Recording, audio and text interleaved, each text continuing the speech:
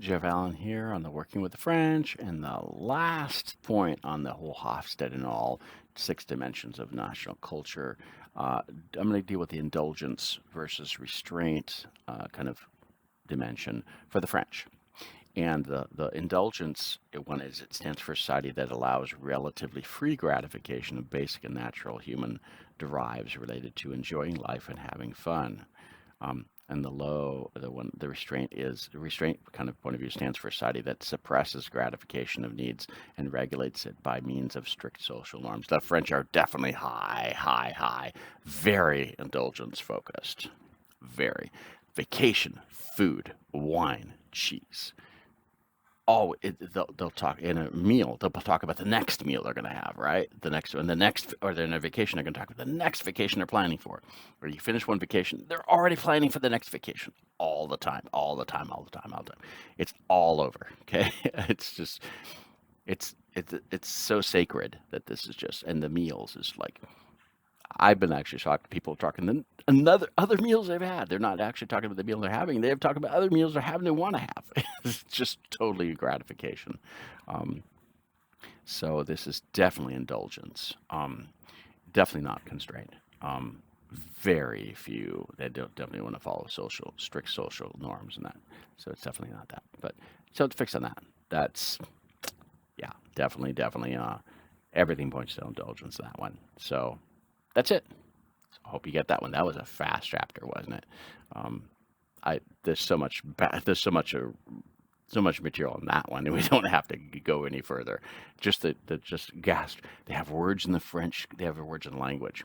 They have a difference between gourmet and gourmand. They have actually for food. They have 2 different words.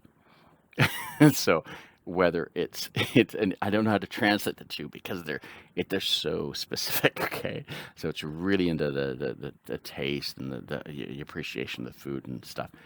It's it's definitely indulgence, which has really good aspects to it. I'm not saying it's negative, but it can be negative when you put people against that or from a total restraint culture. That's where it gets really tense. But it's definitely indulgence core, and I don't like the word indulgence in that negative way, but it is that, and it's very short term gratification. Spending money on vacation. I go on vacations all the time, just all the time, every 6 weeks, every 8 weeks. I mean, I did it with my family. Like every 8 weeks, I got to take a week off, right? So to go do something. There's an expectation of this in the culture, and to go do something, and we actually did. And you spend your money on doing this. You just spend all your money on doing this stuff.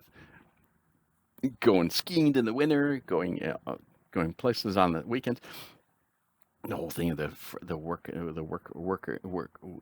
week reduction thing is so you got because it's gonna promote the economy to spend money to go do long weekends and stuff all the time. It's built into this. It's in the DNA of the French people. Just totally into it. Which is good. They take time off, but the problem is I got 8 weeks off. I got too much time to take off. I got way too much time. I can't even use it up. And I come from a culture you just don't have this, so it's kind of like.